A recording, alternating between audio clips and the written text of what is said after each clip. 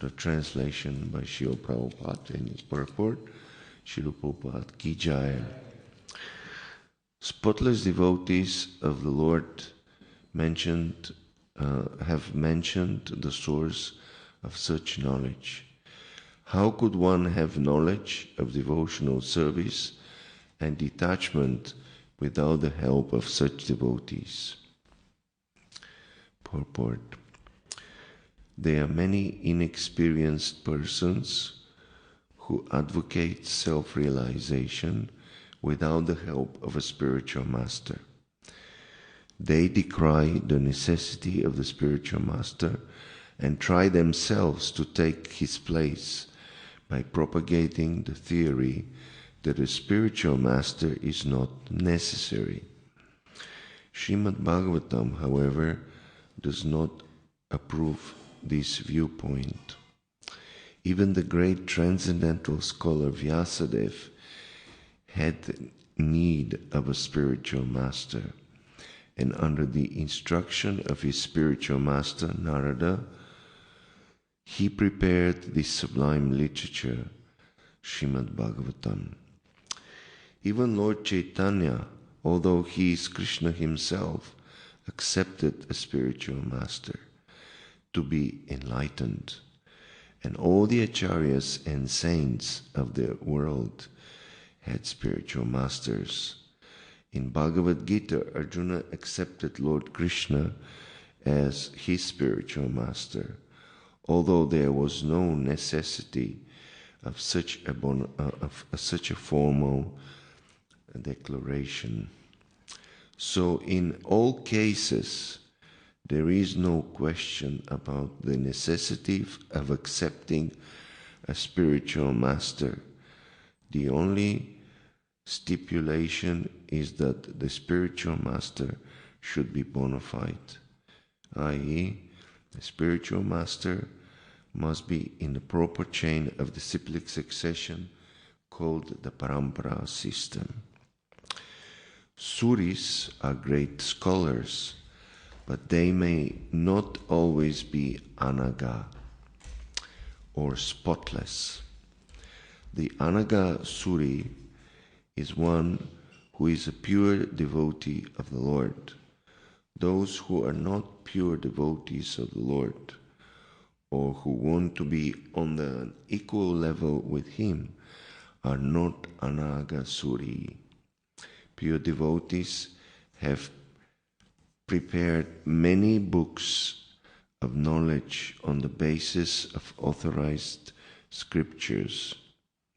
Srila Rupa Goswami and his assistants, under the instruction of Lord Sri Chaitanya Mahaprabhu, have all written various literatures for the guidance of prospective devotees. And anyone who is very serious about raising himself to the standard of a pure devotee of the Lord must take advantage of those literatures. Okay, the verse again. My dear sage,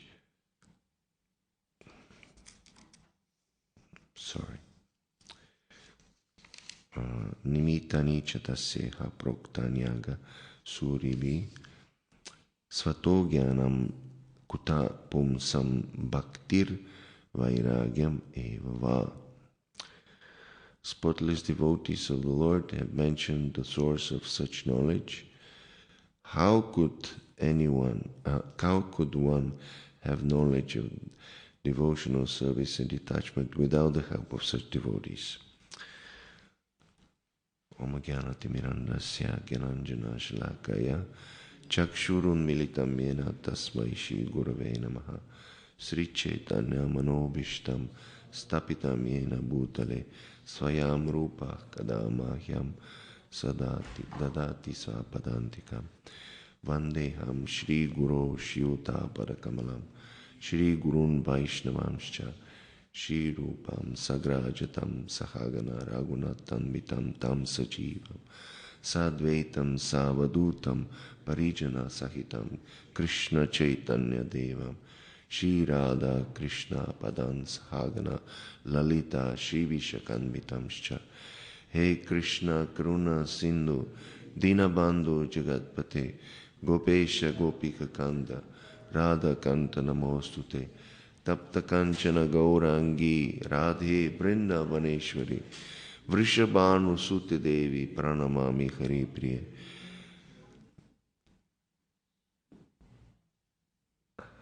Jai Shri Krishna Chaitanya Prabhu Nityananda Shri Advaita Gadadhara Shivasari Gaura Bhaktavrinda.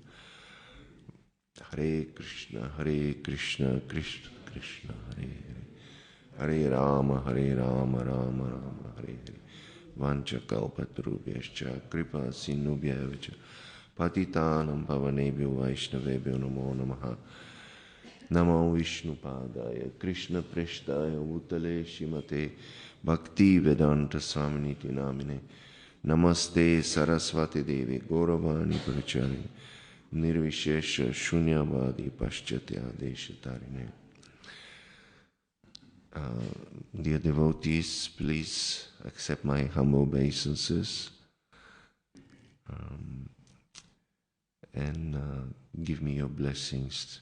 I can say something which has some meaning in glorification of Srimad Bhagavatam, the teachings of Vyasadeva. So I haven't given class for a long time. Actually, this year I've only given one class, and this is the second. So please bear with me. So this is a beautiful verse, like all the verses of Srimad Bhagavatam. It is the story of the conversation between Vidura and Maitreya Muni. This conversation is probably the longest one in the Bhagavatam. It takes about two cantos, so it's very, very important. And the conversation is comprised of questions and answers. So it is most essential. Today is a very special day.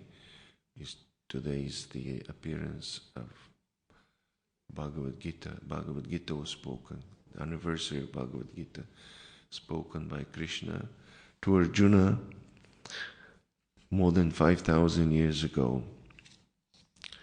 So it's very auspicious, and it's also Moksha Ekadashi, very auspicious time. So this knowledge, which is coming from Krishna directly, it comes down in a disciplic succession. The Supreme Lord, when He created this universe, He also gave to Brahma the manual how to live properly in this world. And this manual has been there since the creation began. So the Vedas are meant to give us knowledge by which we can become free of the entanglement of the material world. We sometimes forget it, but we are very much entangled in the complexities of this material world. I've been talking to different devotees that we are all under the spell of Maya, and we're all struggling in this world. Sometimes we think that we're not struggling, but this is due to illusion, because living in this material world means struggle. We struggle with the senses, we struggle with our mind, and this is how material energy keeps us bound in this world. But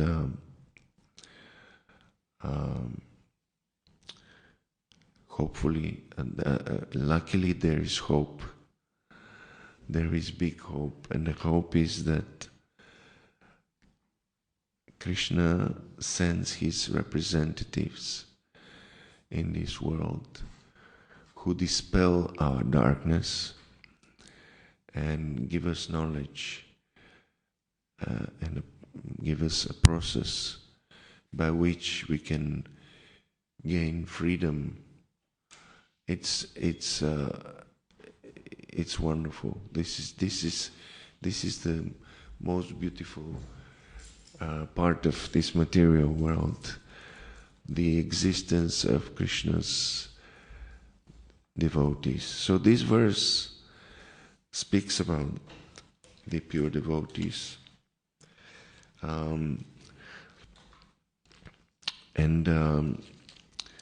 Prabhupada also makes it clear that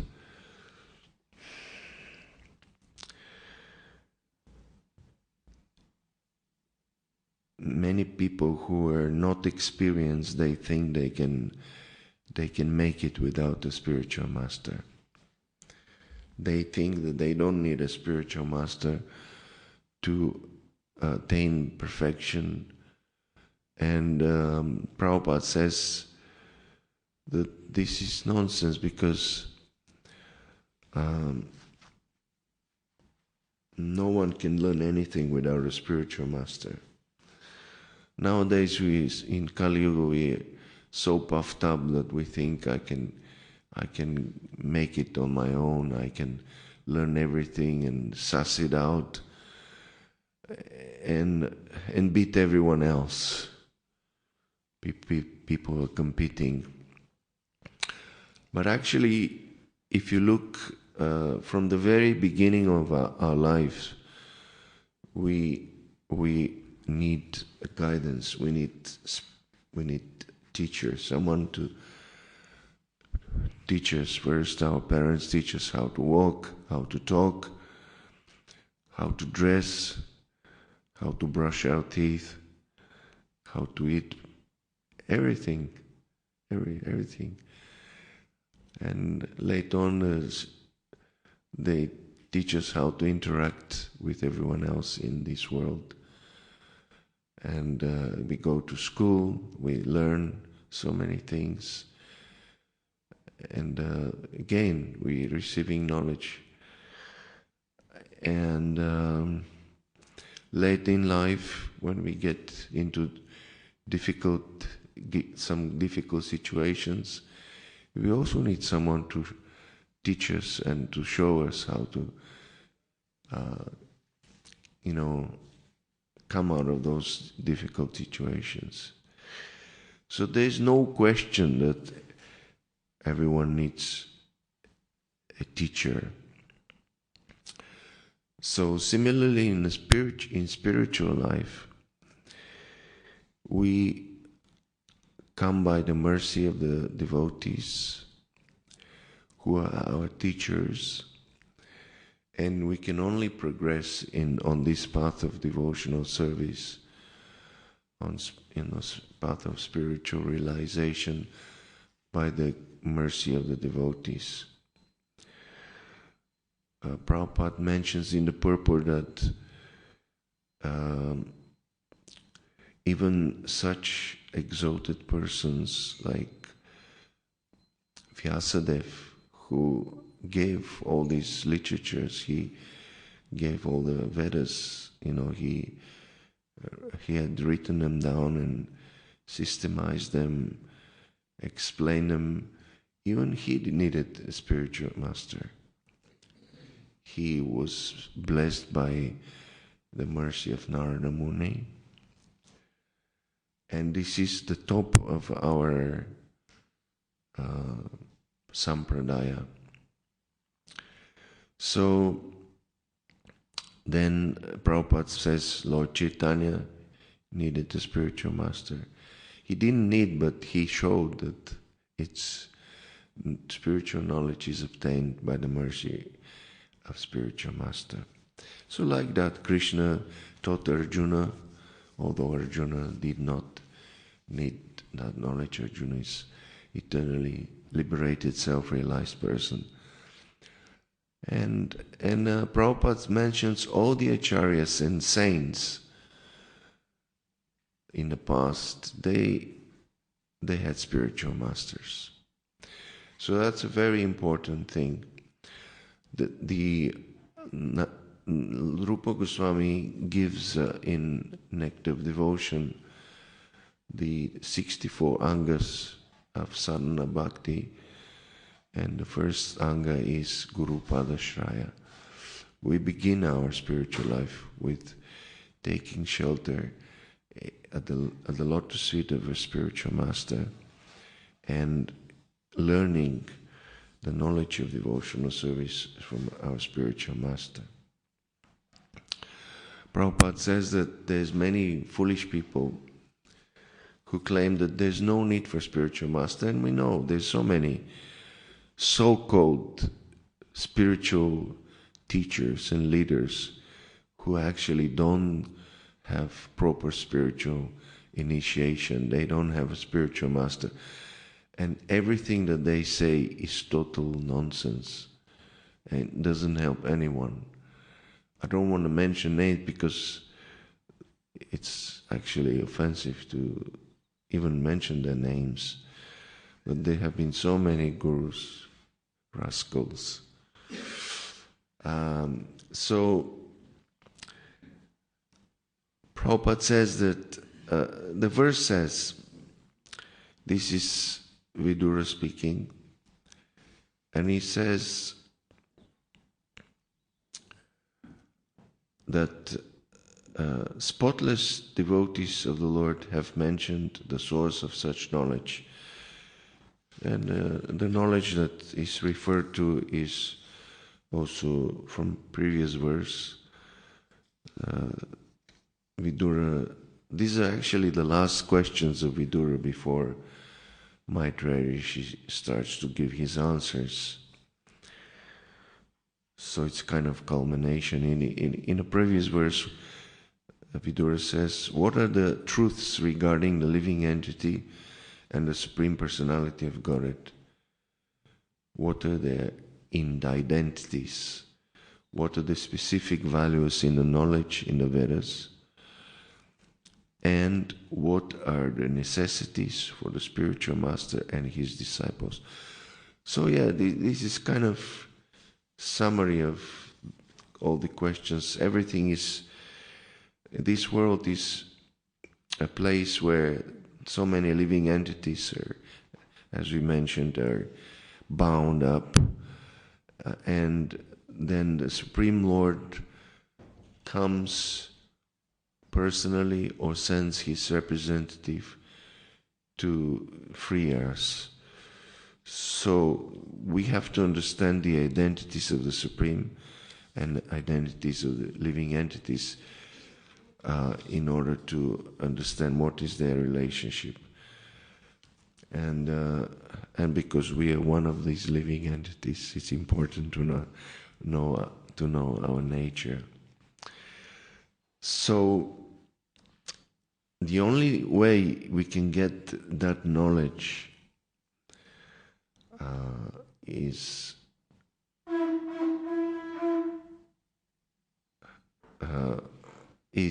by the mercy of Prabhupada explains that by the mercy of Anaga Suribi. So this is the Sanskrit. Jai Shishi Panchat, Jai Shishi Radha Gokulananda, Shishi Sitaram Lakshman Hanugonitai Ki Jaya. By the mercy of Anaga Suribi.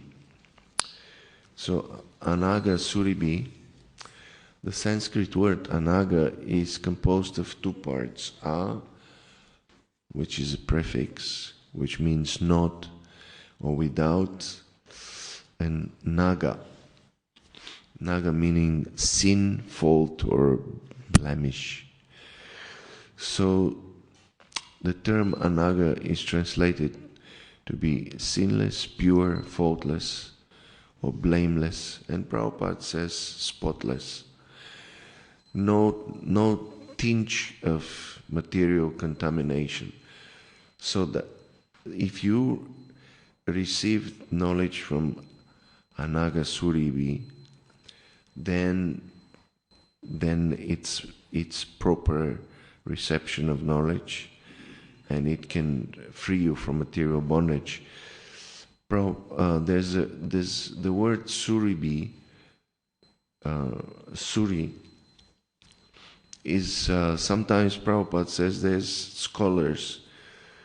It indicates someone who is very learned, very advanced in knowledge. But if he's not anaga, if he's not spotless, then it's not enough to make us free. Prabhupada said many times that we should accept shelter in a bona fide spiritual master. And bona fide spiritual master is a with Latin phrase bona fide. Do you know what it means, bona fide? Literally, bona means good, and fide means faith. So you accept somebody on good faith. It's a phrase which is used also in legal circles. Bona fide means it's pure, it's true, it's real, it's genuine. So we need to take shelter of a genuine devotee, pure devotee, someone who is a pure representative. We all practice some sort of spiritual life, but most of us are not pure. I don't know who is pure, who is not pure. I know I'm not pure. I'm so much under the influence of modes of material nature. And a pure devotee is someone who is who has been blessed by another pure devotee, and he comes in the line of disciplic succession. Today is a very significant day because Arjuna received the knowledge from Krishna, and this is one of a disciplic succession coming down from Arjuna. And our sampradaya comes down from Lord Brahma, and there's, according to scriptures, there's 4 pure bona fide sampradayas where the knowledge comes down, and we are part of the Brahma Madhva Gaudiya Sampradaya. The knowledge comes from Brahma, and then through Madhvacharya, and the Gaudiya Vaishnavas give it special flavor. And that's because Lord Chaitanya, he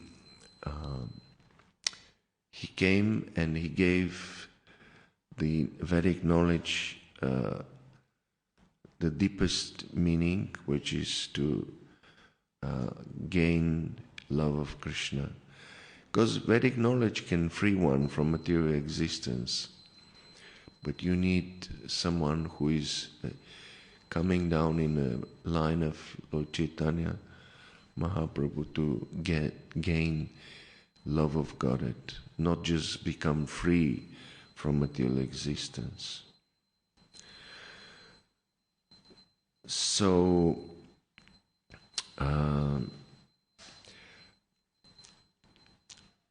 we must be very eager to receive this knowledge. That's why we came in contact with the devotees by the mercy of Srila Prabhupada, because all of us got somehow or other, most of the devotees come through the books of Srila Prabhupada. They come in touch with the books of Prabhupada. I'm one such devotee. I received from my father Shi Upanishad. This was the first book translated into Bulgarian language. I'm from Bulgaria, those who don't know. And it was a very nice, cute pocket version, Ish Upanishad, very small. You could put it in your pocket. And when I read this book, I know, this is what I've been looking for my whole life. This is what I want. I wanted to dedicate my life to this knowledge, this practice. And then I was looking for devotees. I was telling this story to Prabhuji recently, to Tarun Krishna Prabhu. So yes, we get the knowledge. Prabhupada calls us. Please come, get the association of devotees. And then under the devotees' guidance, we learn the basics of spiritual life, how to chant, most importantly, and behave ourselves and dress ourselves and like that. And then we come to the association of devotees, and then we start looking for a spiritual master. Then we learned also from devotees, we learned that we must accept shelter in a bona fide spiritual master, and then we start looking. We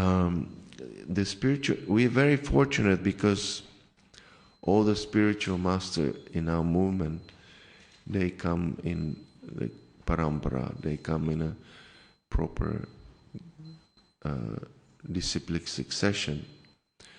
But then we have to find someone who inspires us and gives us this knowledge in a very understandable way, and like that. So Prabhupada created this wonderful movement, and if you look for some knowledge on the internet, whatever question you ask, the first thing that comes up is Srila Prabhupada's teachings, because Prabhupada was the person who made this knowledge available to everyone in this world. His mercy is incredible. I mean, I cannot imagine, someone like myself being completely under the modes of nature, materialistic, breaking all the principles, all the regulative principles and everything. And then I read one book and I become convinced that I must take up to this process of Krishna consciousness. It's amazing. Prabhupada has this amazing ability to make us want and identify with Krishna consciousness. He makes us think, yes, I am the persons, the devotees that he's talking about. I want to. In fact, when I was reading Ish Upanishad, I was thinking I am on the topmost platform of devotional service, Prabhupada talking about Uttamadhikari. And it took me a while to understand I'm not on that platform, but yes, it's amazing. So yes, Guru Parampara, we have to, as part of Guru Parampara. We are part of Guru Parampara, or we should become part of Guru Parampara. We are part of that chain, and our spiritual master getting old, and some of our spiritual master have left already this planet, but we will remain, and we have to continue on this parampara. Parampara is wonderful. I like this statement. Sometimes devotees say that actually this is Shastra, that in all times of this creation, there's always some pure devotees on this planet. Imagine what will happen if there were no pure devotees. It's just unimaginable. Can you imagine that there's a time when no one will know about Krishna and everybody will be materialists. This will be completely unacceptable. So we have to take advantage of this mercy that has come upon us from all the previous acharyas in Guru Parampara, and preserve this knowledge as it is given to us. First of all, understand it, then pass it down to others, and this world be more happy place. If there's no devotees, this will be very miserable.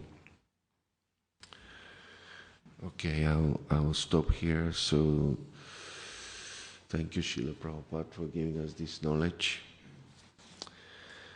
Hare Krishna. If anyone has any comments, any questions, or anything regarding what we spoke about and realizations, please say it.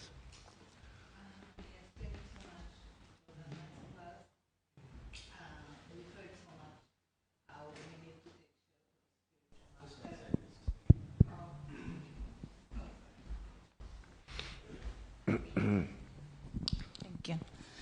So we have heard that we have to take shelter for spiritual master, and I guess most of us probably have taken already.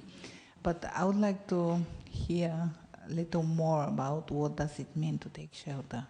Actually, what involves just initiation, or what actually, in practicality, apart from taking initiation, what is that it, or there is more about that? Thank you. You're asking if what it means to take shelter of spiritual master, and then you mentioned that of course there's you said practicalities of the procedure. The procedure we have already done. I assume most of us taken initiation. So the question is there something else that we need to do than just externally to accept initiation or like that? Do you have a light yourself? I would like to hear yours. Well, taking a shelter of a spiritual master, Krishna says, Tadvidi pranipatena pariprashnena sevaya upadekshanti te gyanam gyaninastatvadarshina. So he says you have to approach a spiritual master. So most of us have approached a spiritual master. And then he says pranipatena. You have to give your respect to him. Give him means that you are very humble in front of the spiritual master, and very, very grateful for the mercy that he's giving you. And then pariprashnena, Pariprashnena means you have to ask questions. These ask questions, and then after asking questions, you should render service, sevaya. So this is the process given by Krishna himself. You approach a spiritual master, and you respectfully offer your obeisances to him and homage, and ask him questions, because he can enlighten you. We cannot understand the knowledge without asking questions. And then we have to render service. If you render service, the spiritual master is pleased, because that's the meaning of devotional service, is that we realize our position as servants of Krishna and all of his devotees. So this is the sum and substance of the process of taking shelter, accepting a spiritual master. And of course, during execution of these three things, of offering obeisances, asking questions, or in rendering service, there's many obstacles, and that's why we stay in the association of devotees, because in Vedic times, spiritual masters were followed by their disciples, and they were living in ashram together, and learning from them. But nowadays, in our movement, the spiritual masters sometimes live far away. They only come few times to the place where you reside. But the spiritual masters have their disciples, other disciples who are more advanced than us, and we can also seek their guidance and ask them questions. So it's a wonderful movement that is designed to keep you under the shelter of the devotees. But in that association of devotees, we need to learn how to take advantage of that pure association, avoid offenses, and render service to devotees. Try to please them, assist them in their attempts to please their spiritual master. So our spiritual master always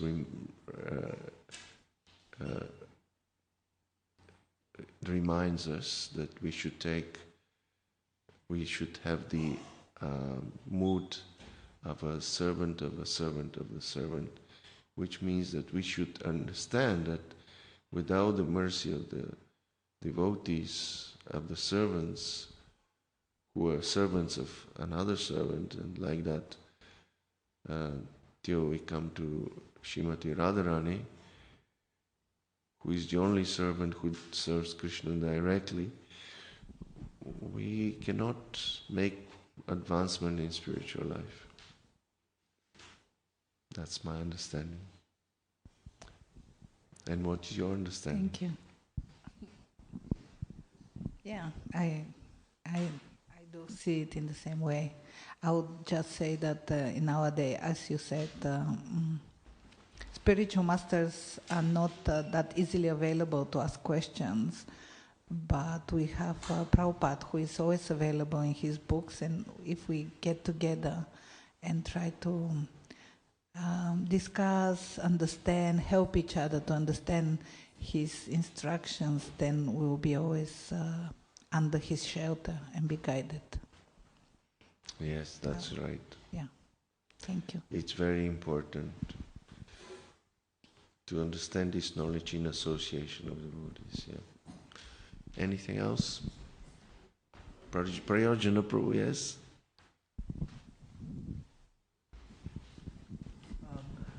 It's an occurrence to me, especially at night, I see all these little creatures.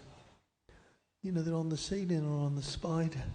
You see a little spider web, and you think they're not there, and then you just watch them crawl back, and they're incredible. And that, the way I see it, is that that's another life form, and it's got its relationship. You see, all these creatures, they all have a relationship with each other, a support system, and it seems incredible to me that gives me the reality of Prabhupada's teachings, that we're each part and parcel of Krishna, and just to watch it, that this little ant, that we got to look after it. You know, it's like Bharat. He didn't want to tread on anything. Bharat Maharaj, and so it's that you could see that all the creatures in this world are part and parcel of Krishna, but life's a teacher too. We make mistakes, and we got to learn by them. And certainly, I'm going through a strange period at the moment with old age. Somehow it's teaching me I have to learn something more, even from those, but especially from those who support me. But as I say, you can just look around, and I think Prabhupada was a similar sort of person.